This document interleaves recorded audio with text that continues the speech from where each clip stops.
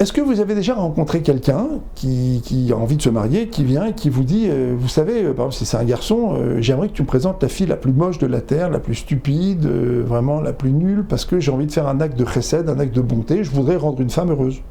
La même chose, une femme qui vient et qui dit, présente-moi l'homme le plus pouilleux de la terre, le plus stupide, le plus nul, celui dont personne ne veut, j'ai envie d'être infirmière, et je vais me marier avec ce monsieur, et je vais le rendre heureux. Vous avez déjà vu des gens qui font ça ?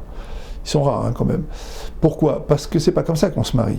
En fait, quand on se marie avec des personnes qui nous plaisent, qui nous comblent, qui nous apportent quelque chose, d'accord ? Donc on est tous des grands égoïstes, d'accord ? Quand on se marie pas par altruisme. On se marie parce que l'autre nous plaît, parce qu'il suscite quelque chose chez nous, il suscite un certain plaisir chez nous. Hein ? Vous me trouvez un peu ironique. Alors je vais vous expliquer comment avec le temps, en fait, on va sortir de ça. En fait, dans le mariage, il y a deux écoles. Hein. Il y a l'école de la vie et l'école de la famille. L'école de la vie, c'est si tu bosses, si tu investis, si tu donnes, bah, tu vas recevoir. D'accord ? C'est connu. L'école de la famille, c'est l'école de Rani Kumbara, Rani Sdeda, et Bas, ça veut dire moins t'en fais, et de toute façon tu continues en soi, parce que l'amour des parents, il est inconditionnel.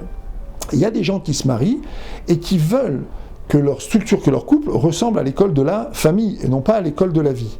Quand est-ce qu'on va quitter cet égoïsme de départ, entre guillemets, hein, c'était un peu ironique, vous l'avez compris, eh ben, on va le quitter tout simplement parce qu'on va appliquer dans le couple l'école de la vie et non pas l'école de la famille. Ça veut dire plus je donne d'attention, plus je donne de légitimité, plus je donne de joie, plus je donne de cadeaux, plus je donne de compliments, plus je donne d'énergie à l'autre, plus j'essaye de le comprendre, plus j'essaye d'aplanir les discussions, plus j'essaye de gérer les conflits. D'accord ?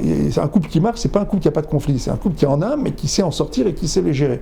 Plus je sais faire ça, eh ben plus je vais quitter l'égoïsme. Je ne me mets pas au centre du processus, je mets le couple au centre du processus. Et donc j'arrête d'être un égoïste. Vous avez compris ?